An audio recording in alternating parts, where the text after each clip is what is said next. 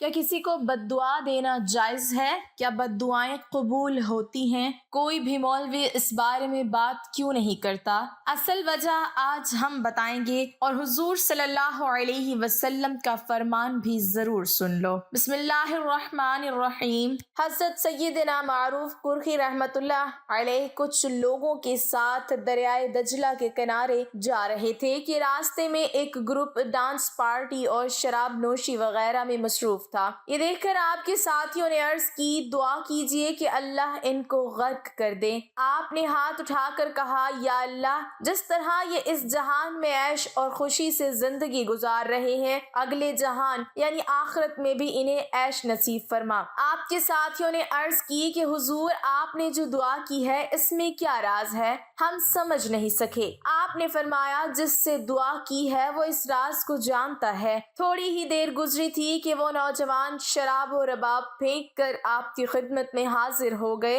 اور آپ کے ہاتھ پر بیعت کر کے برے کاموں سے تائب ہو گئے۔ اس کے بعد آپ نے اپنے ساتھیوں سے مخاطب ہو کر فرمایا، تم نے دیکھا کہ کسی کے غرق ہوئے اور تکلیف پہنچے بغیر ہی ہمیں ہماری مراد حاصل ہو گئی۔ دعا ہماری زندگی کی اہم عبادت اور اپنے رب کریم سے حاجتیں مانگنے کا آسان ذریعہ ہے۔ دعا کی قبولیت اللہ پاک نے اپنے ذمے کرم پر لی ہے، چنانچہ ارشاد ہوتا ہے، مجھ سے دعا کرو میں قبول کروں گا۔ ہم عموماً دو قسم کی دعائیں مانگتے ہیں، ایک وہ جس میں اپنی یا کسی اور کی بھلائی، خیر خواہی یا نفع شامل ہوتا ہے، جیسے یا اللہ مجھے نیک بنا دے، یا اللہ میری روزی میں برکت عطا فرما، یا اللہ میرے بیٹے کو بیماری سے شفا دے، یا الہی ہمارا سارا قرضہ اتر جائے وغیرہ۔ اور دوسری وہ دعا جو خود اپنے یا کسی اور کے خلاف مانگی جاتی ہے، اسے بد دعا کہا جاتا ہے، جیسے اللہ کرے اس کا ایکسیڈنٹ ہو جائے، یہ ایک روپے کا محتاج ہو جائے، اس کے گھر کو آگ لگ جائے، اس کا کاروبار تباہ ہو جائے، یہ اندھا ہو جائے، اس کے بدن میں کیڑے پڑیں وغیرہ۔ دونوں قسم کی دعاؤں کا ذکر قرآن پاک میں ان الفاظ میں کیا گیا ہے۔ اور آدمی برائی کی دعا کرتا ہے جیسے بھلائی مانگتا ہے، اور آدمی بڑا جلد باز ہے۔ حضرت سیدنا سعید بن جبیر رحمت اللہ علیہ کے پاس ایک مرغا تھا۔ رات کے وقت جب وہ اذان دیتا تو آپ اٹھ کر نماز پڑھتے تھے۔ ایک رات مرغ نے اذان نہ دی تو آپ نماز کے لیے بیدار نہ ہو سکے۔ صبح آپ کو اس معاملے کا بڑا صدمہ پہنچا۔ آپ نے کہا، آج مرغ کو کیا ہو گیا؟ اللہ اس کی آواز ختم کر دے۔ چنانچہ اس کے بعد کبھی کسی نے اس مرغ کی آواز نہیں سنی۔ آپ کی والدہ نے فرمایا، بیٹا اب کبھی کسی کے لیے بد دعا مت کرنا۔ اسلامی تعلیمات کے مطابق مسلمان ایک جسم کی مانند ہے، جس کے ایک حصے میں تکلیف ہوتی ہے تو درد پورا بدن محسوس کرتا ہے۔ تو پھر کیا وجہ ہے کہ ایک مسلمان دوسرے مسلمان کے خلاف دعا کرنے لگتا ہے؟ دیکھا جائے تو اس کا سبب غصہ، حسد، جیلسی، بغض، کینہ اور سامنے والے کا ظالم اور گناہوں میں مبتلا ہونا ہو سکتا ہے۔ کسی مسلمان کے لیے ناحق بد دعا کرنا جائز نہیں ہے، بلکہ کسی کے حق میں کسی مصیبت کے آنے کی تمنا کرنا بھی جائز نہیں ہے۔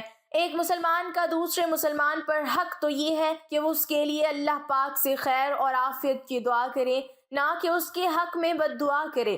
البتہ شریعت نے بعض صورتوں میں بد دعا کی اجازت دی ہے، چنانچہ مظلوم کے لیے ظالم کے خلاف بد دعا کرنا جائز ہے، اور اس صورت میں بھی اسے معاف کرنا فضل ہے۔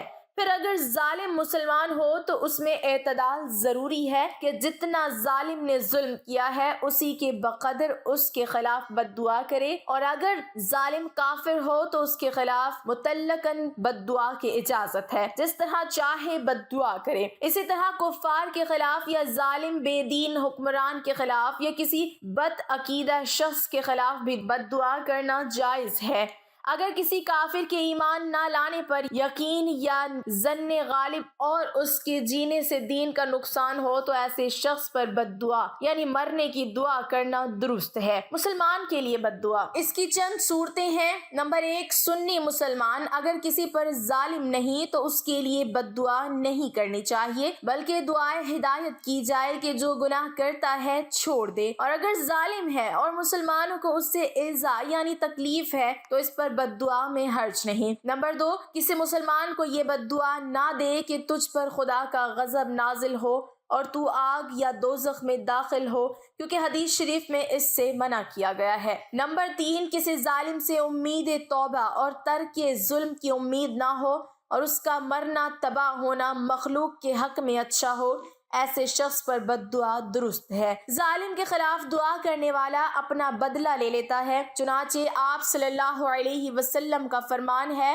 جس نے اپنے اوپر ظلم کرنے والے کے خلاف بد دعا کی تو اس نے اپنا بدلہ لے لیا۔ جس نے کسی پر ظلم کیا ہو تو وہ اتنی ہی بد دعا دے جتنا اس نے ظلم کیا ہے، اس سے آگے مت بڑھے، اور اگر اس کی طرف سے ملنے والی تکلیف پر صبر کرے اور درگزر سے کام لے تو یہ اس کے لیے زیادہ بہتر ہے۔ اللہ پاک کے آخری نبی صلی اللہ علیہ وسلم نے بھی ہمیں اپنے آپ کو اور دوسروں کو بد دعا دینے سے روکا ہے، چنانچہ ارشاد فرمایا، تم نہ اپنے آپ کو بد دعا دو، نہ اپنی اولاد کو بد دعا دو، اور نہ اپنے اموال کو بد دعا دو، کہیں ایسا نہ ہو کہ یہ وہ گھڑی ہو جس میں اللہ پاک سے جس عطا کا بھی سوال کیا جائے تو وہ قبول ہوتی ہو۔ حضرت سیدنا ربیع بن قیسن رحمۃ اللہ علیہ نماز پڑھ رہے تھے کہ کسی نے ان کا گھوڑا چوری کر لیا جس کی قیمت 20,000 درہم تھی۔ آپ رحمۃ اللہ علیہ نے اسے پکڑنے کے لیے نہ تو نماز توڑی نہ ہی پریشان ہوئے۔ کچھ لوگ تسلی دینے آئے تو فرمایا، میں نے اسے رسی کھولتے دیکھ لیا تھا۔ عرض کی گئی،